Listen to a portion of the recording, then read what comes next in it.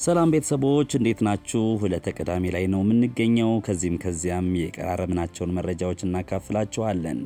የጽናት ናሙና መጽሐፍ ተመርቋል። በሀገረ አሜሪካ ከሁለት አስርት ዓመታት በላይ የኖሩት ትውልደ ኢትዮጵያዊ አቶ ኤርሚያስ መኮንን የጽናት ናሙና በሚል ርዕስ የከተቡት ጥበባዊ ሥራ ጥቅምት 6 2018 ዓ.ም በሂልተን ሆቴል በደማቅ ስነ ስርዓት ለመመረቅ ችሏል። በምረቃ ስነ ስርዓቱ ላይ የህዳሴ ግድብ ማስተባበሪያ ዳይሬክተር ዶክተር አረጋዊ በርሄ፣ የሀገራዊ ምክክር ኮሚሽን ኮሚሽነር ዶክተር ዮናስ አዳዬ፣ የኢትዮጵያ ጥንታዊ ጀግኖች ማህበር ፕሬዝዳንት ልጅ ዳንኤል ጆቴና ሌሎችም ጥሪ የተደረገላቸው እንግዶች ተገኝተዋል።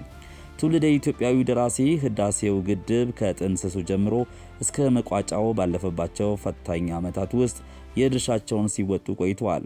በተለይም በውጭ ሀገራት የሚገኙ ኢትዮጵያውያንና ትውልደ ኢትዮጵያውያንን በማነሳሳት በርካታ የቦንድ ሽያጭ እንዲካሄድ ንቁ ተሳትፎ አድርገዋል።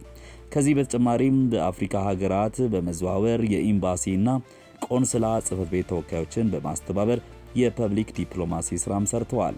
ይህም አበርክቷቸው ከግምት ተጽፎ ከኢትዮጵያ መንግስት የእውቅና ሽልማትም ተበርክቶላቸዋል።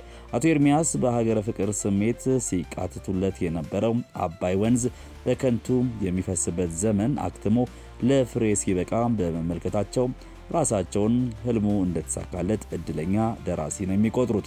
ደራሲው የህዳሴው ግድብ የመሰረት ድንጋይ ከመቀመጡ ከ6 ዓመት በፊት በአባይ ወንዝ ዙሪያ የተፈጠረባቸውን ሀገራዊ ቁጭት ተንተርሰው ያሰናዱት ይህ መጽሐፍ በ14 ምዕራፎች ተከፍሎ በ197 ቀጾች የተቀነበበ ሲሆን በ1000 ብር ለገበያ መቅረቡንም ለማወቅ ችለናል።